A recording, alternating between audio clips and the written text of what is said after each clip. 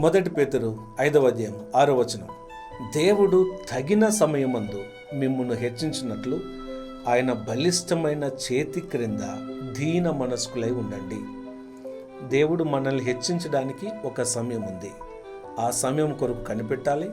ఆ సమయం కొరకు స్థిరంగా ఆయన చేతి క్రింద దీన మనస్కులై తగ్గించుకుని ఉంటే ఆ సమయంలో దేవుడు మనల్ని హెచ్చిస్తారు.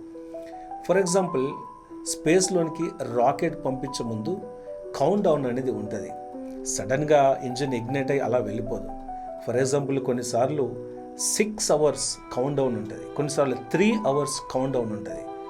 ఆ సమయం దగ్గర పడుతూ ఉంటుంది. 0 అయినప్పుడు ఆ ఇంజిన్ ఇగ్నైట్ అయ్యి అప్పుడు స్పేస్లోనికి వెళ్ళిపోతుంది. అంటే అంతవరకు ఆ కౌంట్ డౌన్ అవ్వే వరకు, ఆ 0 టైం అయ్యే వరకు ఆ రాకెట్ స్థిరంగా నిలకడగా కదలక ఆ పరీక్షలో అలాగ నిలబడి ఉండాలి.